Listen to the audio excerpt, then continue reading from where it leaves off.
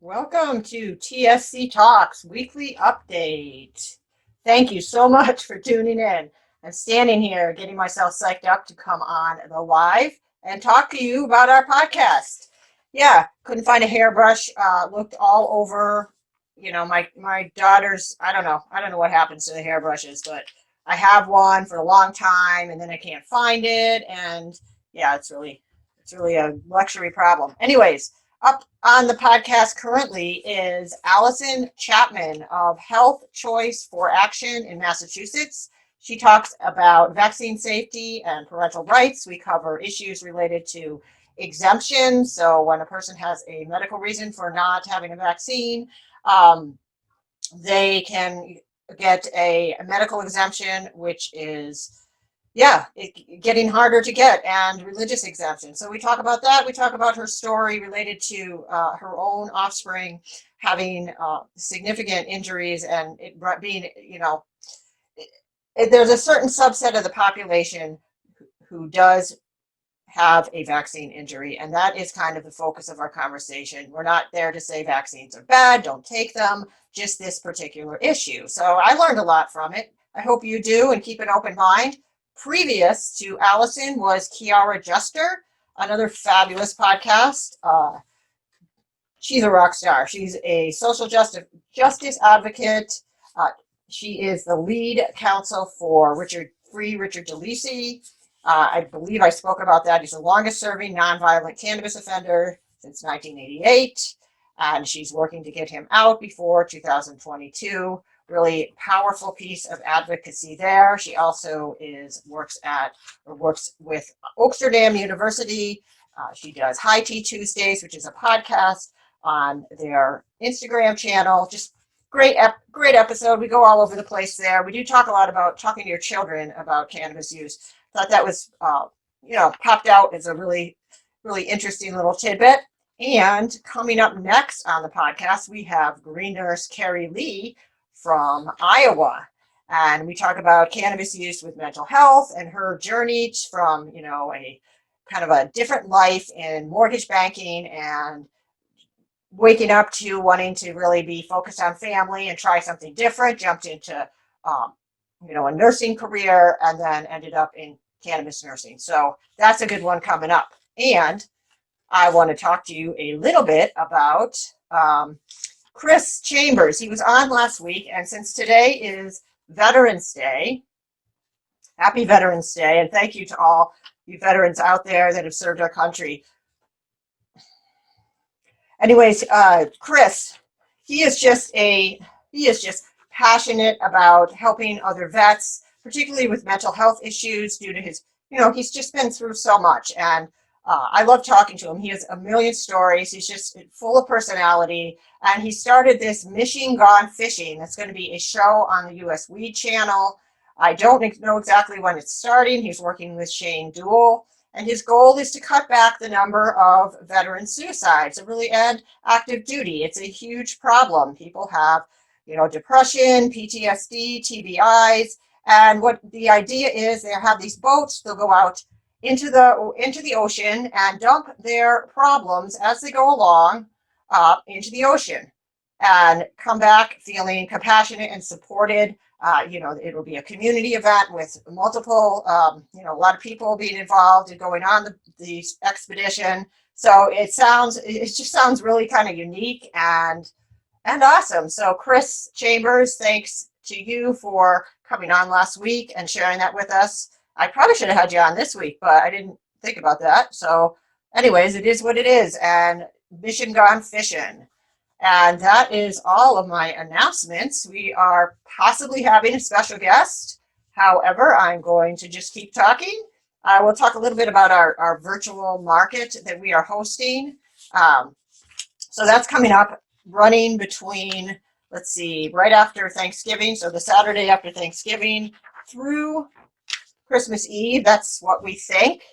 And we're partnering with different people that are selling products or services to kind of have a streaming, like QVC style holiday market where you can come on and attend events.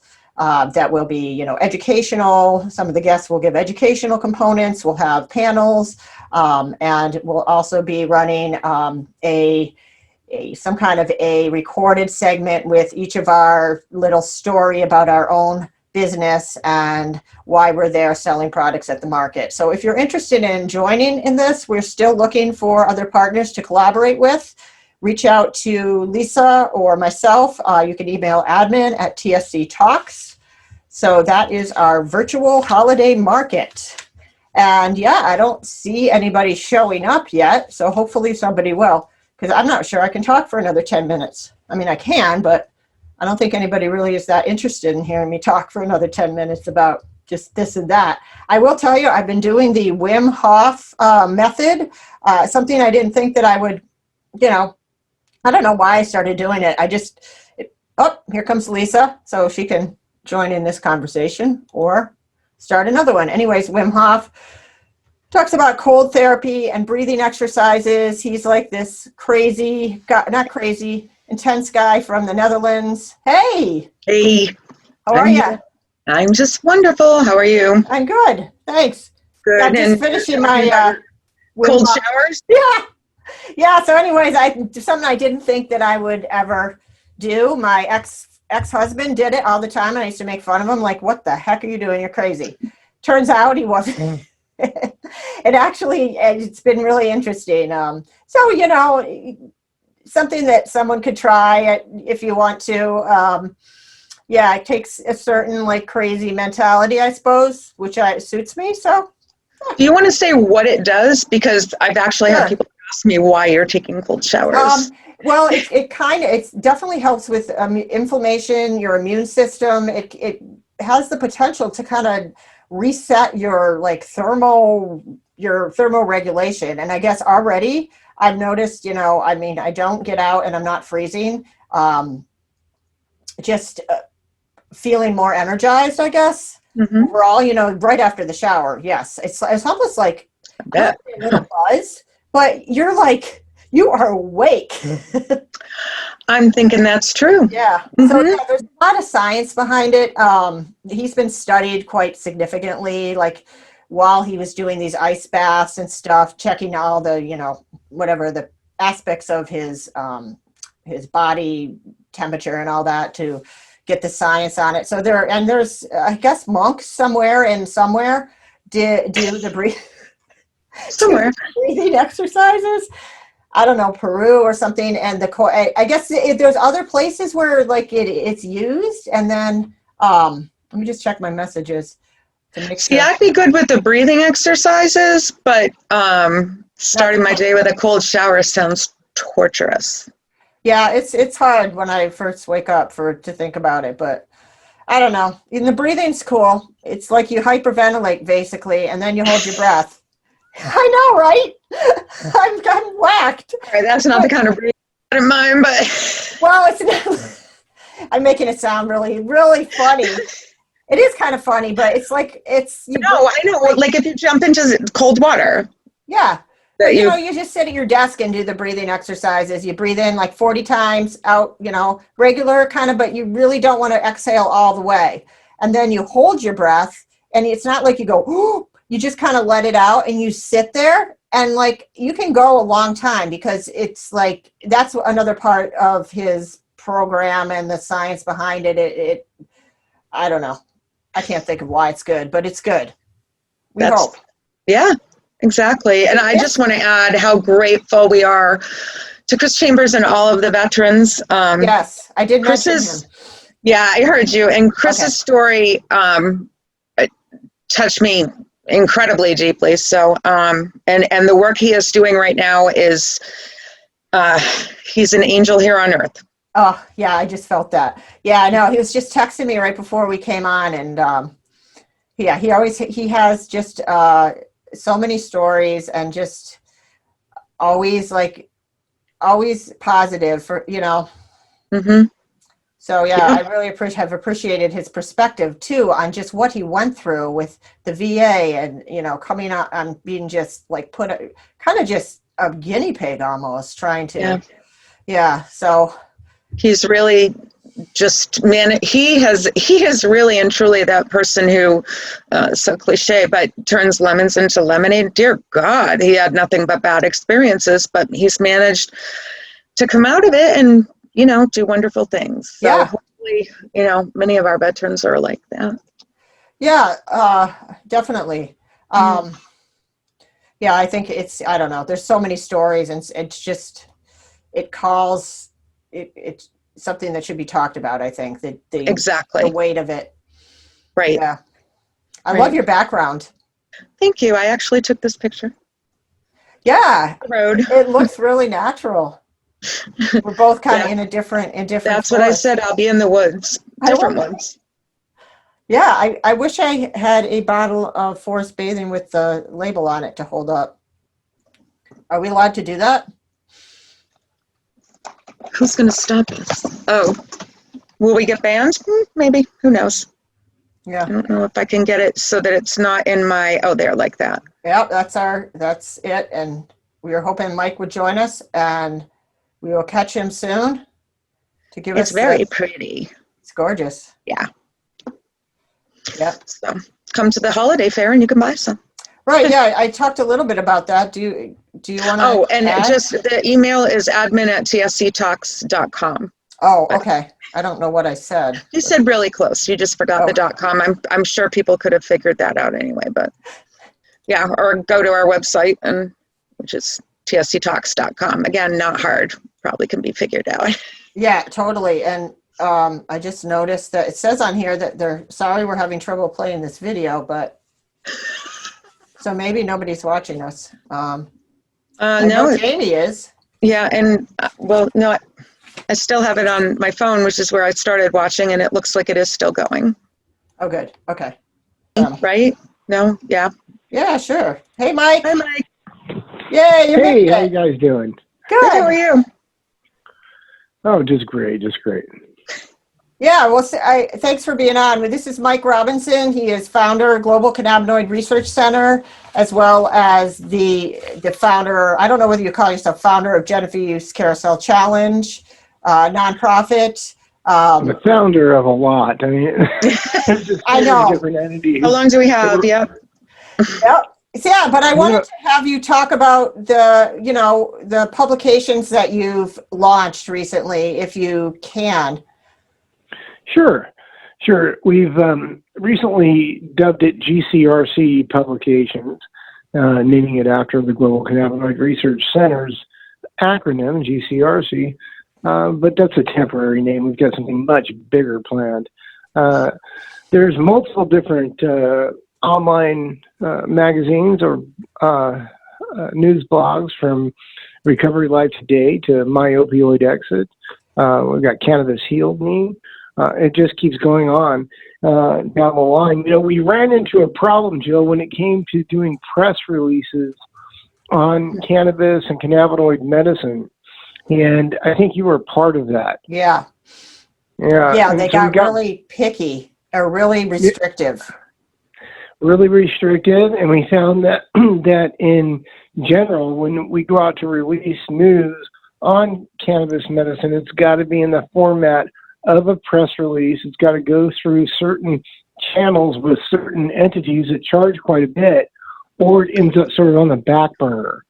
And, what I saw was the need for continual patient stories, the integration of like My Opioid Exit and Recovery Life Today, the integration of cannabinoid medicine and cannabis into the world of recovery. Many people are aware that I am a recovering opioid addict. I was addicted to pharmaceutical opioids, from fentanyl to oxy to morphine, for 24 years. Wow. After a NASCAR wreck in 1995. In early September, I had some people very close to me, extremely close to me, die to fentanyl overdoses. And that really kicked us off. It was more of a therapeutic thing to launch this publication entity, and it wasn't even really called that. It just was one website after another. And I saw the Cannabis Love Story gaining so much traction on Mike's Medicines, my Canna blog. Over 20 million people had viewed the Cannabis Love Story, and without any advertising on any of the 20 plus websites I had, it's just starting to not make sense not to monetize some of that, give some exposure to the world that wants to advertise, and also to allow to read more straight up cannabis news, patient integrated. I mean, we've got a lot of pay per play going on in the media world in cannabis, and I want to get away from that. We've got the Hemp Users Guide that's taken off. I've got the Global Hemp Reporter. We've got Cannabis News Now. I've got the HempReporter.com. I mean, there's so many different URLs that we've got together that we're going to launch into online magazines so we can get as much good data out there as possible. So that's fabulous. I think, yeah, I've loved so far the articles that you've written, and just the quality of the content and the consistency has been, I don't know, I've been enjoying it, but I can imagine that it's a lot to manage and keep up with. Are you getting a lot of people that are interested in writing or being involved in that, Mike? Well, I am gaining people that are interested in writing, and this is a very important part of this whole publication entity. It's not something I'm looking at to monetize, make money. We've got the research center, we've got brands launching, we've got so many different things going on. What I was looking at is very personal, but I'm going to talk about it publicly. Okay, there are several cannabis media entities that are out and about gathering patient data, patient stories, patient input, actually taking the time of cannabis patients that are generally disabled or don't have other jobs, don't have other incomes. And then I see these articles published and provide people in industry that aren't making money, people that are patients, other people that are have ability to get published. Yeah. When somebody publishes, it's a whole different story. In the last 90 days, let's narrow it down. In the last 45 days, I've published over 150 articles. Holy mackerel. During that period of time, my Facebook main account that was 15 years old was taken down by the network. Mm-hmm. It was tied to an Instagram account that was heavily followed that was also taken down. So I completely fell off of the mainstream social media while I just continued writing. And as I came back on now, I have 10 other Instagram accounts for all my different entities, so I didn't go away at all. But what it did was create a demand to see more of what was coming out. And one message I have that's very solid for people out there that want to advance themselves: start writing. I'm telling you, I see long Facebook posts, Instagram posts, places where people can type out quite a bit, mm-hmm. and they're commenting. And these literally are mini articles. All they need is a little bit of expansion, a little bit of coaching from somebody like me, yep. And it can be a publication with a website, a URL. Now, this lasts forever. And This is the point I try to make to a lot of people that are cannabis patients, is you can keep on posting the reviews of products you use. You can keep on posting how you feel today. But guess what? Each one of those posts expanded just a little bit with a photo becomes a permanent part of the World Wide Web. It becomes an article that people can go back to for years and years to gain support or information from.